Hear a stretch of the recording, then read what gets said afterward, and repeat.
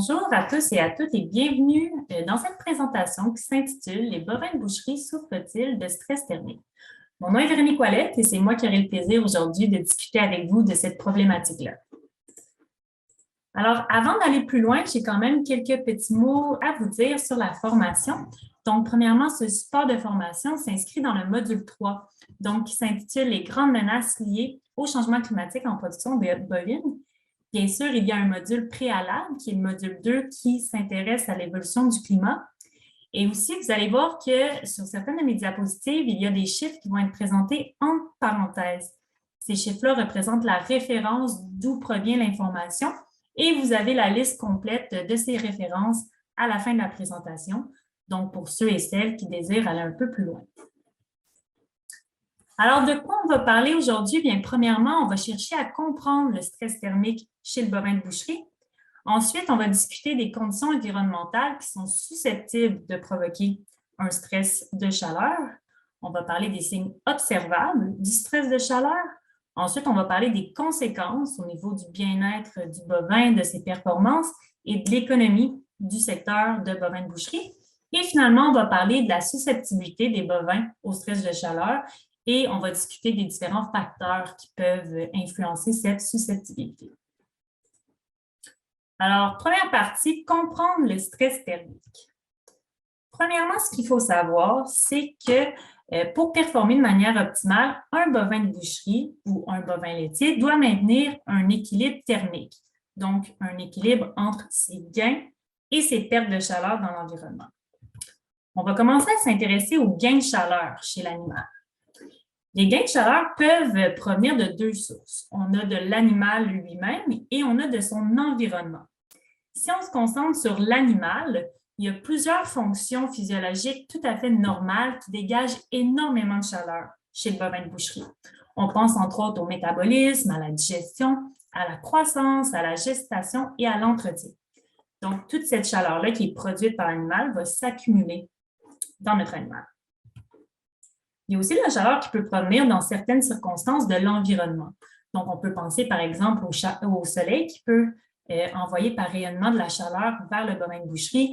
On pense aussi aux autres animaux du troupeau et à la machinerie agricole. Je vous rappelle que le but de notre bovin pour performer de manière optimale, c'est de maintenir un équilibre entre les gains et les pertes de chaleur. Donc, l'animal va devoir dissiper dans l'environnement les gains de chaleur dont nous venons de discuter. Chez le bovin de boucherie et chez la plupart des mammifères, les pertes de chaleur vont se faire selon 4 grands mécanismes. Donc, on a la conduction, la radiation, la convection et l'évaporation. On va regarder dans les prochaines diapositives ces différents mécanismes-là un peu plus en détail.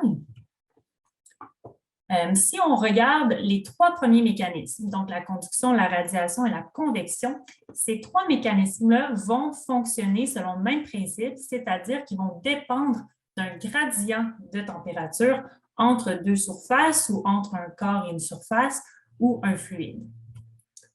Pour ce qui est de la radiation, en fait, l'échange de chaleur va se faire entre 2 corps distants. Donc, il y a un corps qui va émettre de la chaleur par radiation et il y a un corps qui va la recevoir. On pense entre autres, par exemple, au soleil qui va envoyer un rayonnement infrarouge vers l'animal qui va capter cette chaleur-là. Donc, plus il va y avoir un gradient de température important entre les 2 corps distants, plus il va y avoir également un échange de chaleur. On va regarder maintenant la convection. La convection va encore dépendre d'un gradient de température, mais cette fois-ci, l'échange va se faire entre 2 surfaces, dont un fluide, par exemple, avec l'air ambiant, et il va nécessiter un mouvement également. On pense entre autres, par exemple, à un four à convection où on va avoir un aliment qui est au four qui va être réchauffé par l'air en mouvement dans le four. Maintenant, si on passe à la conduction, bien, ça ressemble quand même aux 2 autres modes de transfert. Encore une fois, ça va dépendre du gradient de température entre 2 surfaces, mais cette fois-ci, les surfaces vont être en contact direct. Donc, je pense par exemple à la peau de notre bovin qui peut être en contact direct avec le sol. Il va y avoir un échange de chaleur selon la différence de température entre les 2 surfaces. Maintenant, on va passer à l'évaporation. L'évaporation est un mode de transfert de chaleur qui est différent de ce qu'on a vu parce qu'elle ne dépend pas d'un gradient de température, mais plutôt d'un gradient d'humidité. Donc, l'évaporation va être encore plus efficace dans un milieu ambiant qui va être sec. Alors, quand je parle d'évaporation et de dissipation de chaleur chez le bovin par évaporation, je pense entre autres, bien sûr, à la transpiration, qui est un transfert de chaleur qui se fait par évaporation, donc d'une surface qui va être chargée en eau vers une surface qui est plus sèche. On parle aussi que c'est un transfert de chaleur qui est unidirectionnel, donc qui se fait seulement dans une direction, ce qui n'était pas le cas avec les autres modes de transfert qu'on a vus précédemment. Puis, le bovin de boucherie va surtout perdre de la chaleur par évaporation grâce à la respiration qui va être accélérée et le halètement, qui est en fait une sorte de respiration où l'animal va avoir la gueule ouverte. On va en parler un petit peu plus tard dans la présentation. Alors, ce qu'il faut comprendre avec nos modes de transfert de chaleur, c'est que la situation va devenir problématique pour notre bovin de boucherie quand on va être dans une situation où on a une température ambiante élevée qui va être couplée également à une humidité relative élevée, puisque ça va faire en sorte qu'on diminue nos gradients entre l'animal et son environnement, autant nos gradients de température que d'humidité, ce qui va venir bloquer ou diminuer l'efficacité des mécanismes de dissipation de chaleur de notre bovin, ce qui va faire en sorte qu'on va briser notre équilibre avec des pertes de chaleur qui vont être beaucoup moins importantes que les gains de chaleur de l'animal, ce qui va mener à une augmentation de la température interne chez le bovin de boucherie. Cette augmentation de température interne-là va être captée par l'hypothalamus, qui est le centre de contrôle de température chez notre bovin, et ce qui va enclencher une série de réponses physiologiques qu'on va surnommer dans ce cas-ci stress de chaleur. On va voir un peu plus loin dans la formation que cette condition-là de stress de chaleur n'est pas souhaitable chez nos animaux puisqu'elle est associée à une série de conséquences négatives pour celui-ci. Alors maintenant, on va passer aux conditions environnementales qui sont propices au stress thermique. Premièrement, ce qu'il faut savoir, c'est que le bovin de boucherie va tolérer beaucoup mieux les basses températures que les températures élevées, puisque notre animal est en mesure de générer quand même une quantité assez importante de chaleur pour maintenir son équilibre thermique. Donc, c'est pour ça qu'à partir de ce point-ci, dans la formation, je ne vais plus parler de stress thermique, mais plutôt de stress de chaleur, puisque c'est la condition qui peut le plus affecter nos bovins de boucherie. Ce qu'il faut savoir également, c'est que les épisodes de chaleur sont plus stressants pour l'animal en début de saison chaude qu'à la fin, puisque l'animal ne sera pas encore acclimaté à ce genre de conditions. Pour savoir si l'environnement peut être stressant pour notre animal, on va souvent se fier sur un indice qui s'appelle l'indice de température et humidité. Je vais l'appeler le THI pour le reste de la présentation.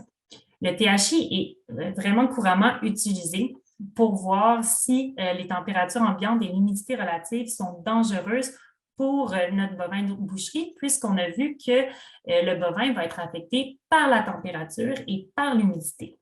Donc, la force de notre indice, c'est vraiment qu'il combine ces deux aspects environnementaux-là, un peu comme le fait le facteur humidex chez l'humain. Si on regarde un peu plus en détail notre THI, ce qu'il faut savoir, c'est qu'il y a plusieurs équations qui permettent de le calculer.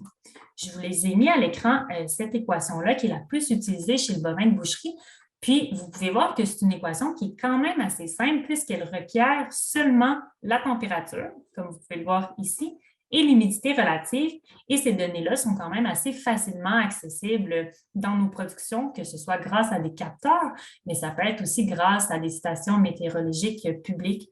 Donc, c'est des données qu'on peut y avoir accès. À titre d'exemple, si on utilise l'équation et qu'on a une température ambiante de 30 degrés Celsius qui est couplée à une humidité relative de 60 %, ça nous donne un THI de 80. Au contraire, si on a une température ambiante un peu moins élevée, qui va être couplée à une humidité relative plus élevée, donc de 80 %, puis on va obtenir plutôt un THI de 75. J'attire votre attention sur le fait que le THI n'a pas d'unité. Donc, on va tout simplement nommer un chiffre sans unité quand on parle de THI. Maintenant, ce qui est intéressant, c'est de situer ces THI-là par rapport à des échelles de dangerosité. Donc, qui va nous permettre de déterminer si le THI ambiant de notre étable ou à l'extérieur peut être dangereux pour nos animaux. Je vous présente ici une échelle qui est quand même assez utilisée dans les élevages de bovins de boucherie. Donc, on peut voir ici qu'un THI qui est inférieur à 74 devrait être sans danger pour l'animal. On commence à être en alerte entre un THI de 74 à 79. On va parler d'un danger pour un THI de 79 à 84. Et on va parler vraiment d'une urgence, donc un très grand danger pour l'animal à partir d'un THI de 84. Par contre, on va voir un peu plus loin qu'il y a plusieurs facteurs qui peuvent affecter la susceptibilité de nos animaux à ces THI-là. Puis, il faut savoir quand même que cette échelle date de quelques années, donc elle pourrait être revue également. Bien qu'on utilise le THI quand même assez fréquemment, bien, il faut savoir que le THI fait quand même face à quelques critiques. Notamment, le THI, bien qu'il va considérer la température ambiante et l'humidité, bien, il ne va pas considérer la vitesse du vent ni le rayonnement solaire. Donc, ce n'est peut-être pas l'indice qui est le plus approprié pour un animal qui va être élevé à l'extérieur. En réponse à ces critiques-là, il y a des auteurs qui ont plutôt développé un nouvel indice qui s'appelle le taux de respiration estimé. Je vous ai mis ici l'équation qui est utilisée pour calculer ce taux de respiration estimé-là. Puis, on peut voir qu'à la différence du THI, bien, l'indice de respiration estimé va prendre en considération la vitesse du vent, puis va prendre en considération également le rayonnement solaire. C'est sûr que c'est des données qui ne sont pas couramment disponibles, donc le calcul de cet indice-là peut être plus ardu et complexe que le calcul qu'on avait pour le THI. Encore une fois, ce qui va être intéressant, ça va être de situer le taux de respiration estimé par rapport à une échelle de danger pour les bovins de boucherie. Donc, ici, ce qu'on peut voir, c'est qu'un seuil de respiration estimé inférieur à 90 devrait être sans danger pour les animaux. Lorsqu'on parle d'un seuil de 90 à 110, on va avoir une alerte. Un seuil de 110 à 130 va être considéré comme étant un danger pour l'animal. Et finalement, au-delà de 130, bien, on est en urgence, donc des très grands dangers pour nos animaux. On parle même d'une possibilité de mortalité. Encore une fois, à titre d'exemple, je vous ai fait différents calculs de taux de respiration estimés. Donc, si on reprend notre température ambiante de 30 et notre humidité relative de 60, avec une vitesse du vent, donc une vitesse de l'air de 2 mètres par seconde et d'un rayonnement solaire de 800. Donc, on parle ici d'animaux qui n'auraient pas accès à de l'ombre, que ce soit par rapport grâce à des arbres ou avec le toit de l'étable, bien, on aurait un taux de respiration estimé de 132, donc qui serait très, très dangereux pour notre animal. Si on a une température ambiante un peu moins élevée à 28 avec une humidité de 80, dans une journée où il n'y a aucun vent à l'extérieur et qu'ici, on bloque la radiation solaire grâce à de l'ombre, bien ici, on aurait un taux de respiration estimé de 100, ce qui serait quand même une alerte. Donc, on pourrait apercevoir des conséquences du stress de chaleur chez l'animal. Maintenant, on va s'intéresser aux signes observables du stress de chaleur chez le bovin de boucherie. Puis ce qui est intéressant, c'est que ces signes observables-là ont tous un peu le même but. Ça va être soit d'augmenter les pertes de chaleur de notre animal et de diminuer la production de chaleur interne de notre animal. Donc, ce sont des réactions qui vont être mises en place pour vraiment aider notre bovin de boucherie à combattre cette augmentation de température interne qui est associée au stress de chaleur. Alors, premièrement, on va s'intéresser au taux de respiration chez les bovins de boucherie. Donc, en conditions modérées de stress de chaleur, qu'est-ce qu'on va observer? C'est une augmentation de la vitesse de la respiration, puis on va voir que la respiration est plus superficielle, donc moins profonde. On peut observer ce changement de taux de respiration-là de manière visuelle. En conditions sévères de stress de chaleur, bien là, ce qu'on va voir, c'est que l'animal va respirer avec la bouche ouverte, quand même assez grande, et on peut observer une écume, donc une salivation plus importante au niveau de la bouche. Quand on parle de conditions extrêmes de stress de chaleur, bien, la respiration des bovins va être très, très superficielle. L'animal n'est plus en mesure de prendre des respirations profondes, puis elle va être difficile également. On peut donc voir un taux de respiration qui va être très ralenti et l'animal peut même respirer avec la langue sortie. L'augmentation du taux de respiration en conditions modérées et sévères va vraiment avoir pour but d'augmenter les pertes de chaleur de l'animal dans l'environnement. Un autre comportement qui va changer en conditions de stress de chaleur, ça va être le temps passé debout. Donc, en conditions modérées de stress de chaleur, normalement, les bovins vont passer plus de temps debout, puis vont être également plus agités. Le bovin va passer plus de temps debout dans un effort de dissiper, encore une fois, plus de chaleur dans l'environnement. Un autre changement de comportement qu'on va observer chez les bovins de boucherie, mais cette fois-ci qui souffrent de stress de chaleur, de conditions sévères, puis on va voir encore une fois que les bovins vont être plus agités, puis qu'on va observer également une tendance à se regrouper. Par contre, bien que ce soit un comportement qui soit mis en place en réponse au stress de chaleur, bien, il faut considérer que ce comportement-là va être nuisible pour l'animal en ce qui concerne les pertes de chaleur dans l'environnement. En conditions extrêmes de stress de chaleur, là, on va voir le contraire. On va voir que certains individus dans le troupeau vont plutôt avoir tendance à s'isoler. Alors, ce sont tous des signes qui peuvent nous indiquer que notre animal souffre peut-être de stress de chaleur. On va observer également en conditions de stress de chaleur des changements au niveau des comportements alimentaires. Donc, en conditions de stress de chaleur modéré, il est possible d'observer une diminution de la prise alimentaire de l'ordre à 7 à 11 %. Cette diminution-là est principalement mise en place pour limiter la production de chaleur interne de l'animal, puisqu'on a vu que la digestion et l'alimentation sont des activités qui génèrent de la chaleur. En conditions extrêmes de stress de chaleur, bien, cette diminution peut atteindre jusqu'à 50 %. Donc, c'est une diminution qui est très importante. Puis, encore une fois, c'est tout à fait normal de la mettre en place puisque l'alimentation génère une quantité importante de chaleur. Ce qu'il faut faire attention par rapport à la diminution de la prise alimentaire, c'est qu'elle ne sera pas égale chez tous les bovins. Normalement, on va voir une diminution de la prise alimentaire qui va être encore plus importante chez les animaux qui ont une ration caractérisée par un ratio de fourrage concentré élevé, puisque la digestion des fourrages génère plus de chaleur que la digestion des concentrés. Alors, c'est quand même quelque chose à avoir en tête quand on parle de diminution de prise alimentaire en lien avec le stress de chaleur. En parallèle à la diminution de la prise alimentaire, on va voir également que le temps d'alimentation diminue pendant les heures les plus chaudes de la journée. Donc, ça va être très important de permettre une alimentation lorsque la température ambiante et l'humidité va diminuer pendant la journée. Puis, on va voir également que le temps de rumination chez les animaux va diminuer, ce qui va augmenter les risques d'acidose, encore plus si on considère que l'animal peut démontrer une préférence pour les concentrés dans la ration. Donc, ça va être très important de faire attention à ça. En conditions de stress de chaleur, on a vu qu'on a une diminution de la prise alimentaire, mais on va avoir une consommation, une augmentation de la consommation en eau. Donc, cette augmentation de consommation en eau-là va être mise en place pour compenser les pertes d'eau par évaporation, principalement au niveau de la transpiration. Puis, ça permet également de contrôler la température corporelle.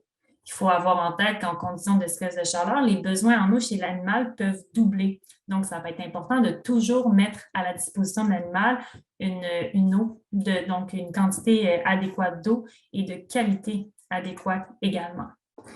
De plus, un autre avantage de mettre de l'eau à volonté à disposition de l'animal, c'est que ça a été démontré qu'une consommation en eau suffisante va stimuler également la prise alimentaire. Donc, l'eau est vraiment importante en conditions de stress de chaleur. Maintenant, on va s'intéresser aux conséquences du stress de chaleur chez le bovin de boucherie. Alors, premièrement, on va se concentrer sur les conséquences en ce qui concerne le bien-être. Bien, il faut savoir que sans trop de surprise, le stress de chaleur va entraver le bien-être des bovins de boucherie, tel que c'est démontré par les différentes adaptations comportementales dont on vient de discuter. Puis également, le stress de chaleur sévère est associé à un risque élevé de mortalité, et ce, surtout, comme je le mentionnais un peu plus tôt, en ce qui concerne les vagues de chaleur en début de saison chaude. On va regarder un petit peu plus les conséquences maintenant au niveau de l'animal. Ce qu'il faut savoir, c'est que le stress de chaleur va augmenter la circulation sanguine périphérique chez nos bovins. Qu'est-ce que ça veut dire ça? C'est que le sang va être amené des organes profonds, par exemple de l'intestin, vers la peau dans un effort de perdre plus de chaleur par radiation. En conséquence, il va y avoir moins de sang qui va être apporté à la barrière intestinale. La barrière intestinale est très importante pour le bovin puisque ça va empêcher le contenu intestinal nuisible de se retrouver dans la circulation sanguine de l'animal. Par contre, l'intégrité de notre barrière intestinale est très dépendante de son apport en nutriments et en oxygène. Donc, en condition de stress de chaleur, si on apporte moins de sang aux intestins, on va par le fait même entraver la barrière intestinale, comme vous le voyez sur la diapositive, ce qui va faire en sorte que certaines molécules qui ne devraient pas se retrouver dans la circulation sanguine vont s'y retrouver, ce qui va provoquer une réaction inflammatoire chez notre bovin et qui va également activer le système immunitaire. Une activation du système immunitaire ici ne va pas être souhaitable puisque ce système-là a besoin d'une grande quantité d'énergie pour fonctionner, donc une grande quantité de glucose. Il va donc y avoir moins de glucose qui va être disponible, par exemple, pour la croissance ou pour l'entretien de notre animal. Une autre conséquence du stress de chaleur va être une augmentation de l'insuline sanguine. Qu'est-ce que cette augmentation va faire? C'est qu'elle va empêcher l'animal d'utiliser ses gras comme source d'énergie. Donc, encore une fois, notre glucose va être très, très sollicité. Donc, d'autant plus qu'il était déjà sollicité par le système immunitaire, bien, il va être sollicité par plusieurs systèmes, ce qui va faire encore en sorte qu'on va avoir moins de glucose qui va être disponible pour les fonctions anaboliques de l'animal, donc pour ses performances de production et de reproduction. Également, ce qu'on va voir, c'est un certain catabolisme musculaire. Donc, le muscle va être catabolisé, donc va être brisé en acide aminé, qui va servir à la synthèse de glucose puisque notre animal a besoin de glucose. Donc, on peut voir on pourra voir dans les prochaines diapos que ce catabolisme de muscle-là va avoir également un impact sur la qualité de la viande. Donc, si on récapitule un peu, le stress de chaleur va normalement provoquer une diminution de la prise alimentaire. Donc, déjà, l'animal va avoir moins d'énergie disponible puisqu'il consomme moins d'aliments. On a aussi le fait que notre stress de chaleur va amener des changements comportementaux assez importants. Le stress de chaleur aussi amène des changements physiologiques assez significatifs au niveau de l'augmentation de la circulation sanguine périphérique et de l'augmentation de l'insuline. Si on additionne toutes ces conséquences-là, bien, au final, on va avoir une diminution du gain moyen quotidien. On parle dans la littérature d'une diminution d'environ 15% en conditions sévères de stress de chaleur. Donc, c'est sûr également que si on a une diminution de notre gain moyen quotidien, on va avoir une période d'engraissement qui va être plus longue. Donc, on va avoir des pertes économiques qui vont être associées à notre condition de stress de chaleur. Un aspect assez important à prendre en compte également, c'est qu'après une courte période de stress de chaleur d'intensité modérée, les bovins peuvent subir une période de croissance compensatrice. Donc, l'animal va souvent consommer plus d'aliments pendant cette période-là, ce qui va faire en sorte que ça va diminuer les conséquences qu'on peut avoir sur le gain moyen quotidien, donc les conséquences dont je viens de faire la mention. Par contre, cette période compensatrice de croissance-là n'aura pas lieu lors des épisodes prolongés de stress de chaleur.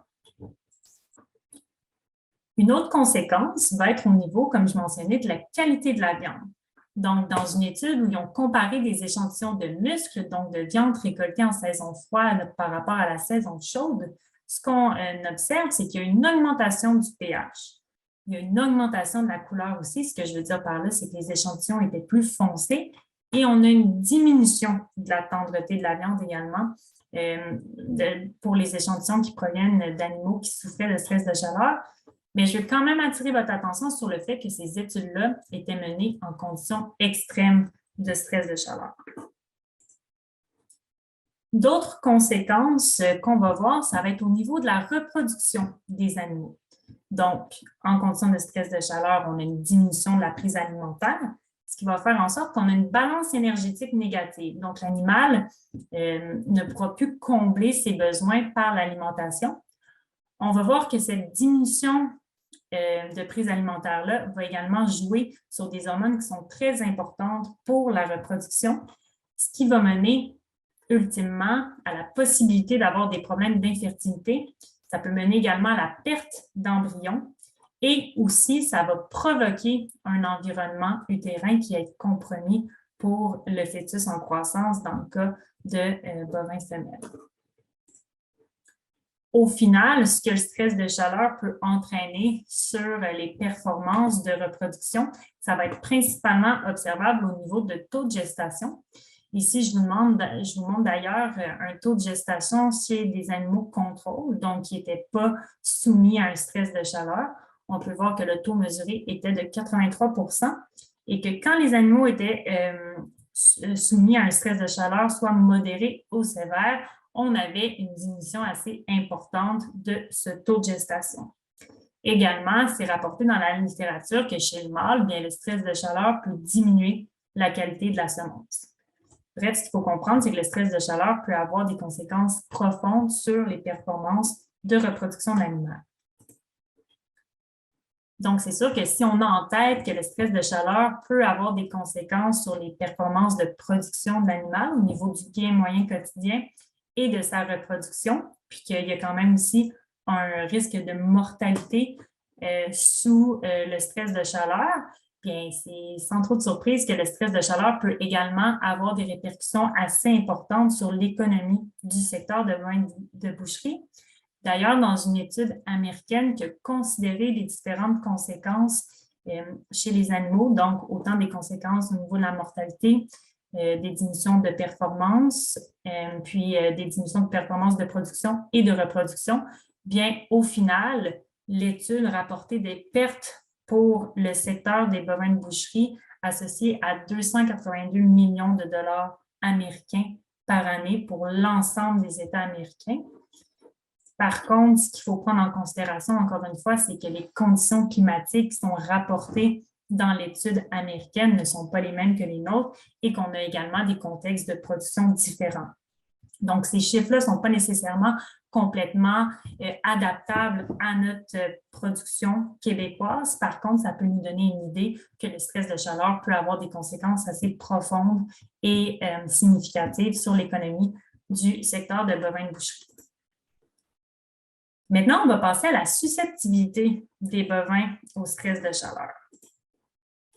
Il faut comprendre que ce n'est pas tous les animaux qui vont réagir de la même manière au stress de chaleur. Donc, il va y avoir certains facteurs qui vont influencer la réponse des animaux au stress de chaleur, puis ces facteurs-là vont être séparés ou caractérisés dans deux différentes catégories. Donc, premièrement, il va y avoir les facteurs qui sont extrinsèques à l'animal, donc qui sont hors du contrôle de l'animal, si on peut le dire ainsi. Donc, ces facteurs-là vont être liés principalement aux conditions environnementales et au système de production. Pour ce qui est des conditions environnementales, bien, le moment du stress de chaleur va influencer la réponse à celui-ci. On a vu d'ailleurs qu'un stress de chaleur qui va survenir plus tôt dans la saison va avoir des conséquences plus importantes pour les animaux versus un épisode qui va arriver plus tard dans la saison. On a vu également que l'intensité et la durée des conditions environnementales va influencer la réponse au stress de chaleur. Donc, plus on a un stress de forte intensité qui va durer longtemps, plus on peut s'attendre à des conditions assez nocives pour notre animal. Puis également, il faut garder en tête qu'un bovin va quand même être capable de gérer des températures diurnes, donc des températures dans la journée élevées pendant l'été, mais seulement s'il y a une période de récupération pendant la nuit. Donc, seulement si l'animal va être exposé à des températures et à des humidités plus faibles pendant la nuit. Donc, c'est peut-être pas le cas pendant des épisodes de canicule. Par contre, il y a certaines journées pendant l'été où l'animal va bénéficier de cette récupération nocturne-là. Maintenant, si on passe au système de production, c'est certain que les élevages extérieurs vont peut-être plus soumettre l'animal à des conditions environnementales qui sont propices au stress de chaleur. C'est donc d'autant plus important d'aller fournir de l'ombre aux animaux, que ce soit grâce à des ombrières artificielles ou à des séries d'arbres. Puis également, on a vu que la qualité et la quantité d'eau offerte va être très, très importante également pour les bovins. Donc, ça va être important également de fournir de l'eau en quantité suffisante, mais également à des endroits stratégiques au pâturage. Quand on parle des élevages intérieurs, bien, cette fois-ci, le toit du bâtiment va bloquer les radiations solaires. Donc, c'est quand même un avantage de l'élevage intérieur. Par contre, il faut se rappeler que nos animaux vont être confinés à l'intérieur. Donc, ça va entraver certaines adaptations comportementales qui peuvent aider l'animal à combattre le stress de chaleur. Il va falloir porter une attention particulière à la densité énergétique de la ration qui peut aider l'animal à combattre le stress de chaleur. Puis, il y a certaines possibilités d'adaptation qui peuvent être mises de l'avant dans les élevages intérieurs pour refroidir les animaux. Puis d'ailleurs, ces stratégies d'adaptation-là vont vous être discutées dans une autre formation. Maintenant, si on passe à la deuxième catégorie de facteurs qui peuvent avoir un impact sur la susceptibilité des bovins au stress de chaleur, il y a les facteurs qui sont intrinsèques à l'animal, donc qui vont être propres à l'animal lui-même. On va parler de son statut physiologique, de sa santé, de sa génétique, donc principalement au niveau de la race, et à l'exposition préalable au stress. Donc, pour ce qui est du statut physiologique, bien, il faut savoir que les bovins plus gras sont plus susceptibles au stress de chaleur, puisque ce sont généralement des bovins qui vont accumuler plus de chaleur et qui vont en produire plus. Les bouvillons et les individus plus âgés sont également plus à risque de souffrir de stress de chaleur. Maintenant, pour ce qui est de la santé, bien, c'est certain qu'un bovin dont le système immunitaire est déjà impacté sera plus susceptible au stress de chaleur parce qu'on se rappelle que le système immunitaire a besoin d'une quantité assez importante de glucose pour fonctionner. Pour ce qui est de la génétique, comme je vous disais, c'est principalement au niveau de la race. Bien, il faut savoir que les races de bovins avec un pelage plus foncé vont être plus affectées par les changements de température parce que ceux-ci vont être capables de capter puis d'emmagasiner plus de chaleur. Également, on voit dans la littérature que les individus qui ont un tempérament plus calme vont être capables de mieux gérer la chaleur puisqu'ils normalement, ils vont moins en générer également. Puis, les comportements alimentaires qui ont quand même une grande variabilité entre les animaux vont aussi avoir un effet sur la susceptibilité au stress de chaleur. Pour ce qui est de l'exposition préalable, bien, ça fait quelques fois que je le mentionne, mais le moment du stress de chaleur va avoir une influence sur la susceptibilité. Donc, si l'animal a déjà été exposé tôt dans la saison à un épisode de stress de chaleur, il devrait également être moins impacté plus tard dans la saison. Puis un épisode de stress de chaleur modéré en début de saison chaude aura donc plus de conséquences qu'un épisode sévère en fin de saison chaude. Donc, il y a vraiment une attention à porter en début d'été en ce qui concerne le stress de chaleur. Donc, en conclusion, ce qu'on doit vraiment retenir de la formation, premièrement, c'est que les bovins doivent maintenir un équilibre thermique. Cet équilibre thermique-là est super important pour les performances de l'animal et pour l'économie du secteur du bovin de boucherie. Les bovins de boucherie, en général, sont beaucoup plus sensibles à la chaleur qu'au froid. C'est pour ça, d'ailleurs, qu'on s'est concentré sur le stress de chaleur. Les épisodes de chaleur rapprochés en début de saison sont à surveiller, même si ceux-ci ont une intensité plus faible qu'on peut observer en fin de saison chaude. Le stress de chaleur a des conséquences négatives chez les bovins de boucherie, donc ce n'est pas une situation qui est souhaitable dans nos troupeaux. Puis finalement, la réponse au stress de chaleur va varier entre les individus. Ce ne sont pas tous les individus qui vont répondre de la même façon au stress. Alors, je vous remercie pour votre écoute et je vous présente les différentes références qui ont été utilisées pour faire ma présentation dans les prochaines diapositives.